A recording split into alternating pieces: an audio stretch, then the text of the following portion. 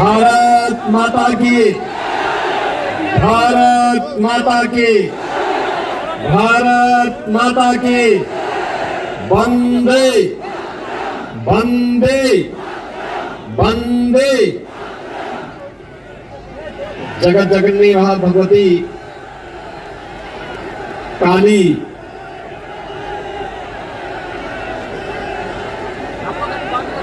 के धाम घाघर बूढ़ी मंदिर को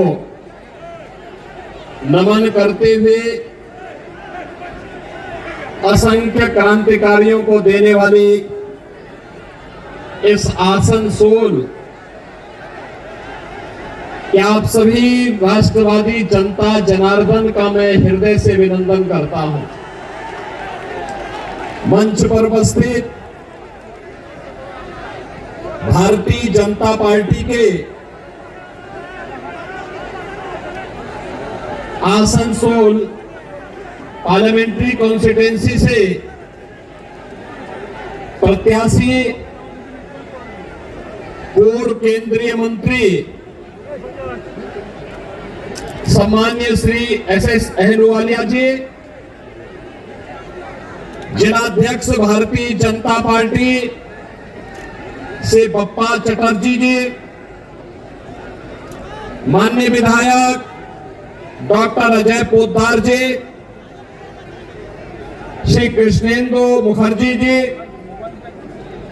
जितेंद्र तिवारी जी, तापस रॉय जी, डॉक्टर विजय मुखर्जी जी, शेरजीत राय जी, भारतीय जनता पार्टी के सभी पदाधिकारीगण, आसनसोल की इस प्रतिष्ठित पार्लियामेंट्री कॉन्स्टिट्यूएंसी से जुड़े हुए सभी उपस्थित मेरे बहनों और भाइयों, आज मैं प्रभु श्री राम की पावन धरा अयोध्या की भूमि से जगत जननी मां भगवती दुर्गा की इस पावन धरा को नमन करने के लिए और बंगाल के अपने भाइयों से अपील करने के लिए, विशेष अपील करने के लिए मैं यहां पर आया हूं। बहनों और भाइयों, बंगाल की परंपरा पर हर भारतवासी गौरव की अनुभूति करता है, लेकिन आज की जो परिस्थितियां बंगाल की हैं, हर भारतवासी उससे चिंतित भी है। भारत को राष्ट्रगान और राष्ट्रगीत देने वाला बंगाल, अनेक आध्यात्मिक गुरुओं को देने वाला बंगाल, भारत की क्रांतिकारियों की एक लंबी श्रृंखला को पैदा करने वाला बंगाल, अनेक वैज्ञानिक और साहित्यकारों को जन्म देने वाला बंगाल आज हिंसा, अराजकता, भ्रष्टाचार की चपेट में आकर के क्यों लहूलुहान है? यह ज्वलंत प्रश्न जब देश की सर्वोच्च पंचायत के लिए हम चुनाव कर रहे हैं, तब बंगाल के हर जनता जनार्दन के सामने, हर मतदाता के सामने यह प्रश्न स्वतः ही उठना चाहिए। याद करिए, यही बंगाल है भारत के नव जागरण का शंखनाद करने वाला बंगाल, भारत की सांस्कृतिक जागरण का शंखनाद करने वाला, भारत की आध्यात्मिक क्रांति का सूत्रधार, भारत के सन्यासी विद्रोह की आधार भूमि, देश के प्रथम स्वतंत्र समर की ज्वाला को आगे बढ़ाने वाला ये बंगाल, और आज हिंसा की चपेट में है, अराजकता और भ्रष्टाचार से लहूलुहान है, अस्त व्यस्त है, त्रस्त है। और अपने अस्तित्व के लिए, अपने वजूद के लिए जूझ रहा है। बहन और भाइयों, हम में से हर व्यक्ति जानता है 1947 में इस देश का विभाजन मजहब के आधार पर हुआ था। जिन कारणों से देश का विभाजन हुआ था, उन कारणों को फिर से बंगाल के अंदर कांग्रेस और टीएमसी के लोग मिलकर के पैदा करने का कुत्सित प्रयास कर रहे हैं। अभी मैं वीरभूमि से आया हूं। इससे पहले मैं बहरामपुर और मुर्शिदाबाद में था। दिल मेरा दुखित हो रहा था देख करके। वीरभूमि में 7 असेंबली कॉन्स्टिट्यूंसी में से 3 ऐसी है जिसका पूरा डेमोग्राफी बदल गया है। वहां पर रामनवमी के जुलूसों पर हमले होते हैं। बहनों और भाइयों, ये बंगाल है। 15वीं सदी में बंगला रामायण लिखा गया था। और यही नहीं, जब अयोध्या में राम जन्मभूमि के लिए आंदोलन चल रहा था, इसी बंगाल से गए हुए कोठारी बंधुओं ने अपने आप को बलिदान किया था राम जन्मभूमि मुक्ति के लिए। गुलामी के ढांचे को हटाने के लिए अपने आप को बलिदान किया था। आज भी कोठारी बंधुओं का अयोध्या में स्मारक लगातार राम जन्मभूमि के लिए हुए आंदोलनों की ओर हम सबका ध्यान आकर्षित करता है। लेकिन आज इसी बंगाल में जिस बंगाल ने कभी स्वामी विवेकानंद ने वैश्विक मंच पर कहा था, गर्व से कहो हम हिंदू हैं, आज उस बंगाल में जय श्री राम बोलने पर प्रतिबंध लगाया जाता है। आज उसी बंगाल में, जिस बंगाल ने कभी बांग्ला रामायण लिखा था, आज जय श्री राम बोलने पर उस पर गोली चला दी जाती है, शोभा यात्राओं पर हमले कर दिए जाते हैं, सरकार के द्वारा झूठे मुकदमे दर्ज कर दिए जाते हैं और उपद्रवियों के सामने पूरी की पूरी टीएमसी सरकार मौन बनी हुई है। बहनों और भाइयों, जिस बंगाल ने मातृभूमि के प्रति हमारा सम्मान का भाव क्या होना चाहिए, क्या होना चाहिए, ममता मई मां महाकाली की उपासना जगत जननी मां भगवती के रूप में कैसे होना चाहिए, पूरे देश को सिखाने वाला सभ्यता, संस्कृति, कला और संस्कारों की बंगाल की भूमि में आज संदेशकाली की घटना होती है।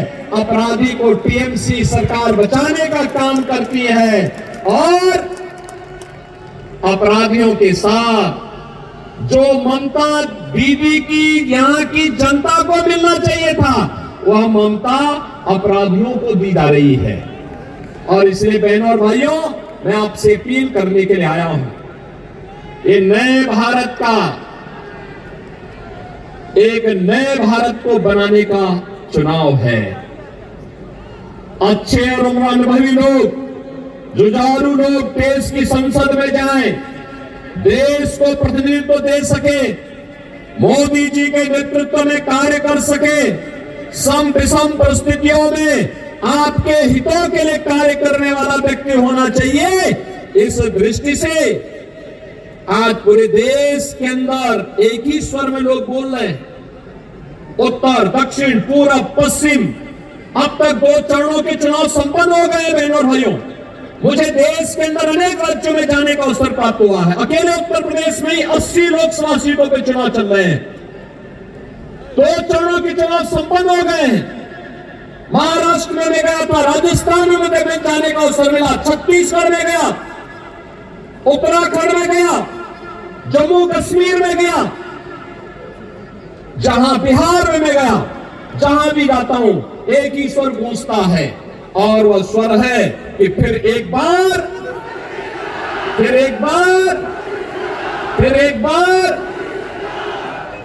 मोदी सरकार का। बहनों और भाइयों, मोदी सरकार ये जो स्वर है, ये अचानक नहीं है। इसके लिए मोदी जी ने 10 वर्ष के अंदर जो कार्य करके दिखाया, उसके प्रति जनता जनार्दन का आशीर्वाद प्राप्त हो रहा है। जनता जनार्दन का यह आशीर्वाद इसके कारण हो रहा है। यह आशीर्वाद इसलिए क्योंकि 10 वर्ष में मोदी जी ने वह कार्य करके दिखा दिया जो कांग्रेस 65 वर्षों में नहीं कर पाई, और जो कार्य बंगाल के अंदर 15 वर्ष में दीदी नहीं कर पाई, उत्तर प्रदेश में मात्र 5 वर्ष में हम लोगों ने करके दिखा दिया। बहनों और भाइयों, 10 वर्ष में मोदी जी ने 80 करोड़ लोगों को फ्री में राशन की सुविधा का लाभ दे रहे हैं। 60 करोड़ लोगों को देश के अंदर 5 लाख रुपए की स्वास्थ्य बीमा का कवर मिल रहा है। बंगाल के अंदर दीदी जबरदस्ती लागू नहीं होने देती। 50 करोड़ गरीबों के जनधन अकाउंट खुल गए। जो कांग्रेस के लोग पहले सेंधमारी करते थे आपकी सहायता पर, अब मोदी जी ने व्यवस्था कर दी कि जनधन अकाउंट में सीधे पैसा भेजेंगे, डीबीटी के माध्यम से भेजेंगे, बीच की कमीशन खोरी बंद। 12 करोड़ किसानों को प्रधानमंत्री किसान सम्मान निधि का लाभ मिल रहा है। 12 करोड़ गरीबों के घर में शौचालय बन गए। 10 करोड़ गरीबों को जनधन के अकाउंट खुल गए। 4 करोड़ गरीबों को देश के अंदर प्रधानमंत्री आवास योजना का लाभ मिला, और अकेले उत्तर प्रदेश में हम लोगों ने 57 लाख गरीबों के एक आवास बना दिए। लेकिन यहां पे बंगाल के अंदर तृणमूल कांग्रेस की सरकार ने मकान बनने ही नहीं दे। 2.5 करोड़ लोगों के घर में बिजली पहुंच गई। हर घर नल की योजना बन रही है। Highway, railway, metro, bullet train, airport, IIT, IIM, IIIT, NIT, world class university, ये पहली बार देखने को मिल रहे हैं। लेकिन हमें अफसोस है, टीएमसी की सरकार आसनसोल की जनता को पानी के लिए ही तरसा देती है। मोदी जी हर घर नल की योजना लागू करना चाहते हैं, लेकिन ये पानी नहीं देना चाहते। और इसलिए बहनों और भाइयों, हम सब आपके पास आए हैं। 5 वर्ष में यहां पे मैं देख रहा था, सज्जन भगवान राम की फोटो लेकर के खड़े हैं। थोड़ा उधर भी दिखा दीजिए, पब्लिक को भी दिखा दीजिए। देखो, अब देखो, यहां पे रामनवमी की शोभा यात्रा नहीं निकल रही है। उत्तर प्रदेश के अंदर 50,000 स्थानों पर दुर्गा पूजा के आयोजन होते हैं। 50,000 स्थानों पर। और पिछले 7 वर्ष में एक भी दंगा नहीं हुआ, एक भी जगह कर्फ्यू नहीं लगा, क्योंकि दंगा करने वाले और कर्फ्यू लगाने वालों को पता है अगर दंगा करेंगे, सिर्फ रामनवमी की जुलूस पर पथराव करेंगे, तो ऐसा उल्टा लटका देते हैं कि 7 पीढ़ियां भूल जाती है उनका दंगा करना भूल जाती है। उनकी पूरी संपत्ति को फिर हम लोग अपने कब्जे में ले लेते हैं और उस कब्जे को गरीबों में बांट देते हैं, उस संपत्ति को गरीबों में बांट देते हैं। और अब तो आप देखते होंगे उत्तर प्रदेश में, आप देखते होंगे वहां जो बड़े बड़े माफिया थे, बड़े बड़े अपराधी थे, बहन और भाइयों, वे गले में तख्ती लटका करके चलते हैं, कहते हैं साहब जान बख्श दो, एक बार जान बख्श दो, हम लोग थैली लगा करके पेट भर देंगे। किसी गरीब और किसी व्यापारी और किसी बेटी की सुरक्षा में कोई सेंध नहीं लगाएंगे। बहनों और भाइयों, यह कार्य केवल भाजपा कर सकती है, भाजपा कर सकती है। और इसीलिए मैं आया हूं। देखो ना, आपको एक शेर जैसा नेतृत्व चाहिए और एसएस अहलूवालिया जैसा नेतृत्व आपको यहां पर भारतीय जनता पार्टी ने दे दिया है। बहनों और भाइयों, जोरदार करतल ध्वनि से उनका स्वागत करिए अहलूवालिया जी का। बहनों और भाइयों, मैं इसलिए आया हूं यहां पे क्योंकि अहलूवालिया जी आज से नए नेता। हम लोगों ने जब संसद में जाना प्रारंभ किया था, सार्वजनिक जीवन में हम लोग आए थे, तब भी वह देश के नेता थे और संसद में भी हम साथ साथ रहे। केंद्रीय मंत्री के रूप में भी आपने काम किया, भाजपा के प्रवक्ता के साथ साथ विभिन्न दायित्वों का निर्वहन किया, और आज आसनसोल का सौभाग्य है कि भारत माता का एक ऐसा सपूत आज आपके बीच में, जो इसी माटी का सपूत है, जिन्होंने इसी आसनसोल में जन्म लेकर के यहाँ के विकास के बारे में, भारत के विकास के बारे में, भारत को दुनिया की बड़ी ताकत बनाने के लिए और मोदी जी की आत्मनिर्भर और विकसित भारत की संकल्पना को पूरा करने के लिए जिनमें जज्बा है कार्य करने का, शेर जैसा दिल है, जूझने की प्रवृत्ति है, ऐसे ऐसे सोल अहलूवालिया जी को भारतीय जनता पार्टी ने, मोदी जी ने अपना प्रतिनिधि बना करके आसनसोल में भेजा है। और इसलिए बहनों भाइयों, मैं आपको कहने के लिए आया हूं, सुरक्षा आपकी है, बंगाल भी आपका है, भारत भी आपका है, और वोट भी आपका है, और इसलिए निर्णय भी आप ही को करना है। और आपका निर्णय अगर भाजपा के पक्ष में आता है तो सुरक्षित और समृद्ध बंगाल बनेगा, सुरक्षित और समृद्ध आसनसोल बनेगा। बहनों और भाइयों, तनिक भी भूल आतंकवाद के उस दौर को ला देगा, नक्सलवाद के उस दौर को ला देगा जहां विस्फोट होते थे, अराजकता फैलती थी, गुंडागर्दी का वो दौर जो भारत ने झेला है। बहनों और भाइयों, बंगाल को भी चाहिए यूपी जैसा मॉडल, चाहिए ना, चाहिए ना। देखो ना, पहले लोग कहते थे, जब कोठारी बंधु बलिदान हुए थे तब नारा लगता था, अंतिम समय में भी उन्होंने एक नारा लगाया था कि रामलला हम आएंगे, यही नारा लगता था ना। एक कांग्रेस और टीएमसी के लोग, ये नाम भले ही अलग अलग हैं, लेकिन एक ही थैली के चट्टे बट्टे हैं, कोई अलग नहीं है। लूट में, अराजकता में, भ्रष्टाचार में, ये तीनों, कांग्रेस, टीएमसी और कम्युनिस्ट, ये तीनों एक ही है।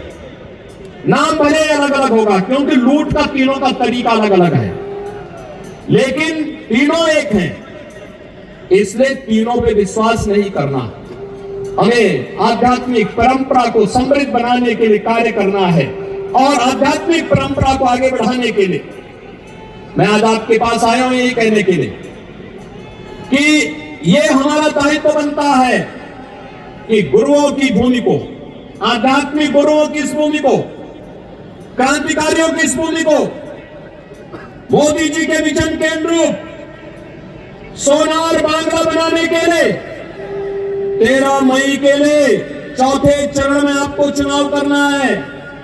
बहनों और भाइयों, चुनाव के दौरान प्रत्याशी का घर घर जाना कठिन होगा। एक पार्लियामेंट्री कॉन्स्टिट्यूंसी काफी विस्तार होती है, और मेरी आप सबसे अपील होगी, मोदी जी का प्रतिनिधि बन करके, अहलूवालिया जी का प्रतिनिधि बन करके घर घर आप स्वयं जाइए, कमल चुनाव चिन्ह के लिए वोट डालिए। इलेक्ट्रॉनिक जो वोटिंग मशीन है, ईवीएम में पहले नंबर पर एसएस अहलूवालिया जी का नंबर है, कमल छाप का, और पहला बटन दबाना है। इसके लिए सहमत हैं? घर घर जाएंगे, सुरक्षित और समृद्ध बंगाल बनाएंगे, आत्मनिर्भर और विकसित भारत की संकल्पना को आगे बढ़ाने में योगदान देंगे। सभी लोग सहमत हैं? तो मैं निश्चित होकर के जाऊंगा कि अहलूवालिया जी भारी बहुमत से विजयी बनेंगे। सहमत है ना? किसी बहकावे में तो नहीं आएंगे, नहीं आएंगे। सभी सहमत है ना? तो बहनों और भाइयों, आप देखना, आप भी ऐसे आगे बढ़ेंगे जैसे आज अयोध्या में राम मंदिर का निर्माण आसानी से हो गया। सहमत है ना? कितने लोग अयोध्या गए? गए ना? पहले में अब में अंतर आया होगा ना? अब तो अच्छा लगा होगा ना बंगा वहां पे।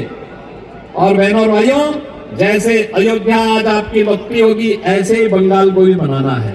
सहमत है ना? सभी लोग सहमत हैं? तो सब मेरे साथ बोलेंगे, भारत माता की, भारत माता की, भारत माता की, वंदे वंदे वंदे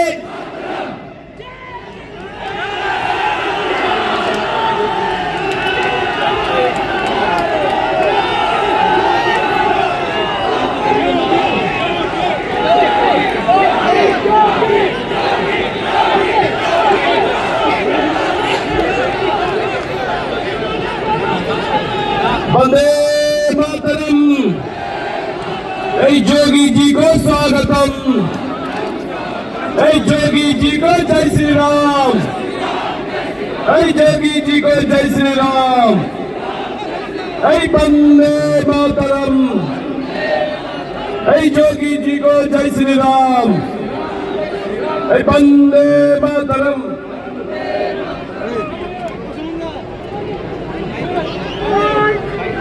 बंधुगण, आज के এই ভূমি এই